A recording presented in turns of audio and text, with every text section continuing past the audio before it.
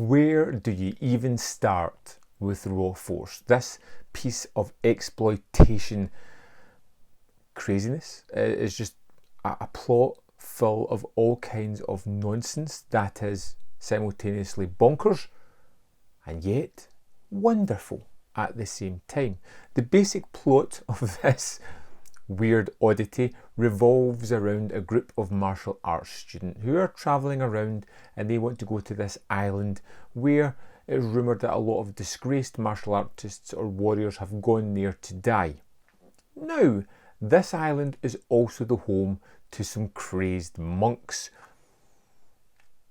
who are running a deal with a Hitler lookalike who is getting jade for them in exchange for women. They're using the women as food because they are cannibalistic monks. Basic, just typical premise for a movie, really. You know, cannibalistic monks, an island of haunted warriors, and a group of martial artists who get stuck in the middle of a jade smuggling operation. Did I mention that the monks also raise these dead warriors from the graves as zombies to fight for them? Utterly bonkers, utterly wonderful. This crazed piece of cinema revolves around these martial arts characters. We see them getting involved with various shenanigans as they're on their boat trip to this island. The crazed Hitler lookalike who's running this jade smuggling operation happens to overhear them going there and decides to try and stop them from getting to this island. It's not going to quite work out because this guy is a little bit inept at his bad guy typical nature. You know, he aspires to big grandiose things, but you ultimately know that he's just going to mess it up on his own.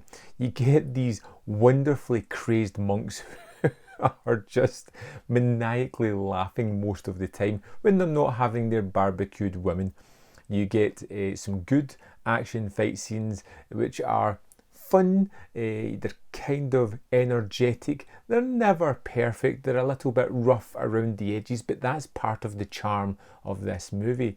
The way that it just feels like they've had a boiling pot and threw in any kind of crazed idea that they had and created a movie out of it and had enough gusto and energy and push behind them to actually achieve in making this monstrosity. Which is probably isn't the right word because it really is a beautiful monstrosity at that. I had a great deal of fun with the ludicrous characters, with the needless nudity, with the action set pieces that were a little bit rough but somehow extremely entertaining at the same time. The idea of the zombie warriors at the end just adds that little cherry on top of this crazed Sunday that I just had so much fun with. This is one of those bonkers movies that you have got to see. It's that mental a movie. I don't really know what else to say about it than just list those crazed moments about it. I watched this twice in quick succession, a couple of days apart, because I really wanted to experience it again.